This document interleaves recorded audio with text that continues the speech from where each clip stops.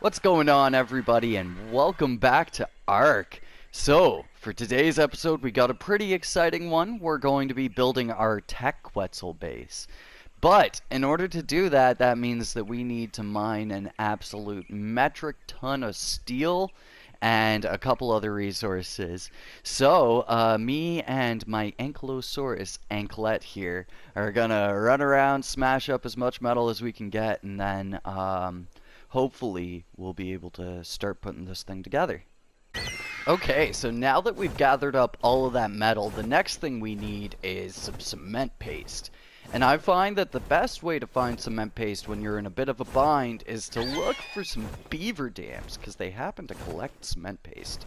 So I'm up here in the kind of northern part of the map, just at this location, right by the northeastern island there. And yeah, I find that this is a really good spot to find beaver dams usually. And it looks like they made their beaver dam on the land. You guys didn't do a good job. What are you trying to dam up here? Oxygen? What are you doing? Anyway, so it's good to come down here and just quickly kill them off. This guy might cause some problems too, but that's okay. Luckily enough, my RG can tank pretty much everything. And then we'll take out this guy too. Just kind of pick him up here. There we go. Alright. And now the beaver dam is free for us to raid and get all the good stuff. So let's see. No cement paste! Of course! Of course! Well, the other good thing that you can get from these guys is silica pearls. You can get, like, wood and rare mushrooms and flowers, but really, it's not difficult to get those resources, and you can get them a lot better with other dinos. But that's kind of disappointing that there wasn't any cement paste in that. It's kind of random what you get, so, I'm just gonna have to go off and I guess hunt for another beaver dam. There's a couple beaver dams around certain choke points in the rivers around here. So, I'll just kind of check those areas, see if we can get lucky, and then if not, I'm gonna have to make the cement paste the old-fashioned way. Alright, let's see if we can get lucky the second time around here. Oh, I see the beaver off in the distance there. Let's see if we can get through this one without harming any beavers. I doubt it, but the Canadian in me wants to keep the beavers safe. Alright, let's take that, break the dam. Oh, aw, man. I thought we could. Oh, and there's a couple beavers too, eh? Well, y'all are dead. Okay. And we got a little bit of cement paste out of that. And I think that should be good enough because we also have the paste that's been made up by Gary and not Gary back at the base. So, yeah, let's get back and start working on this little mini base. Alright, now that we hopefully have all of the cement paste and metal that we need, we just need to smelt it all up and start building. Have you guys ever seen so much metal?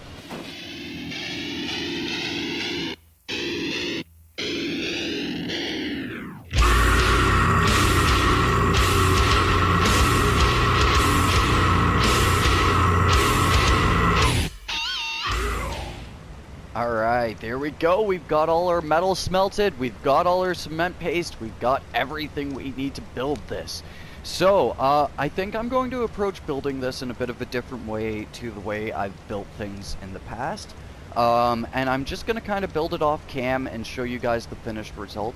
I kind of noticed with my last time lapse of me building something, that I didn't really, like, there was a lot of trial and error, so you guys wound up getting a lot of swinging of the camera, and it made for a really bad time lapse. So, as opposed to making really bad time lapses, I'll just instead get the finished thing done, and if any of you guys ever want a tutorial on how to build any of these things, then I'll be able to take it off into a creative world and put it together.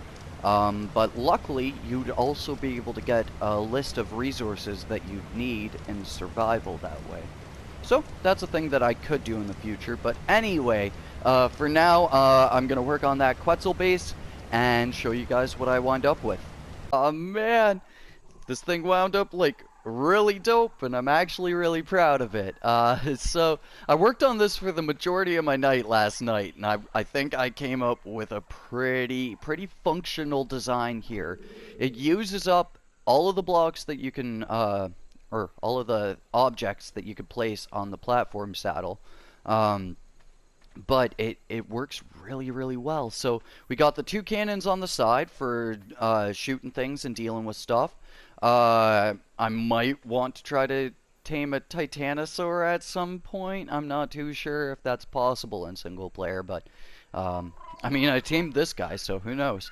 And then on the inside here, I've got a little ramp on the back to get dinosaurs up and down, and as long as I make little platforms at the various bases that I build and then use bits of terrain like this intelligently, I'll be able to get dinosaurs in and out of the mobile base here. So we got the door going on in, and on the inside, it's pretty humble in here. There's a ladder to go up to the perch on top, just in case if you need to kind of like snipe anything around. You get pretty good range here, and luckily enough, the wings don't actually have a hitbox, so you could just shoot right through them. You want to be a bit careful about how close you shoot to his body and his head, because the hitbox extends a little bit further out than his actual body does. But then we've got a little bit of storage, just small storage for traveling in between places. A bed for respawning at wherever I need to go, or potentially fast traveling back and forth between two locations. And then the two cannons. So, yeah, I'm really happy with this thing. Now, I think what we're going to do is load this guy up with a couple ankylos, mine a little bit more metal, and then try firing off the cannons at something.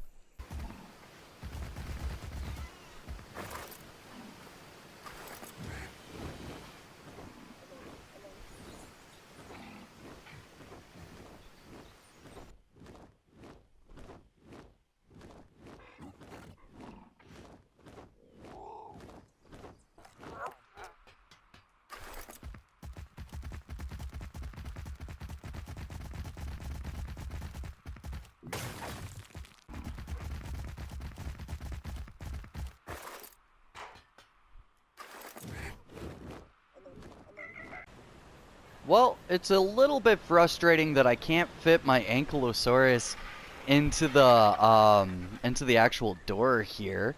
It seems like it's got a really weird hitbox though, because I'm able to fit everything up to my Megatherium in there, so it's not a problem with the vertical hitbox. It's a problem with the horizontal. So it seems like the Ankylosaurus's hitbox extends much further out than its body does, because we were talking about that for Quasar here. So that's a little disappointing, but it doesn't seem like they'll fall out while I have them kind of like half positioned in the door and on the ramp there. It seems like it's enough flat ground for them to actually hold on, and luckily enough the game's physics engine isn't accurate enough to make them like fall out or anything like that. That's why the cannons work.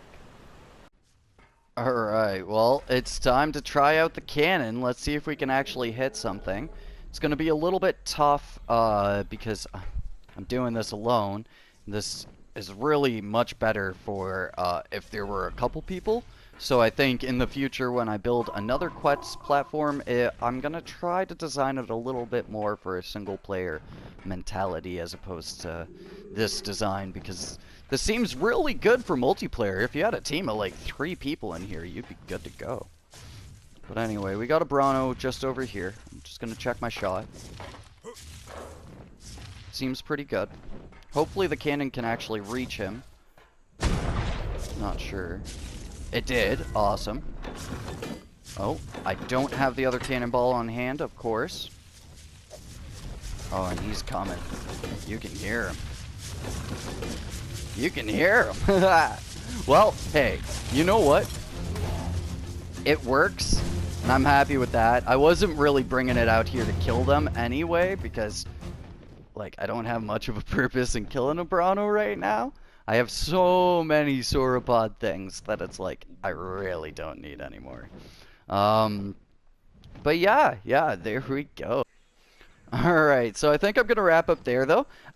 This actually took a lot more work than I thought it was going to take. So, hey, if you guys fancy leaving a like for this pretty cool episode, that would be super sick and really appreciate it. And if you're new to the channel and you like what you see, maybe consider subscribing. And I will catch you guys in the next one. Until then, peace.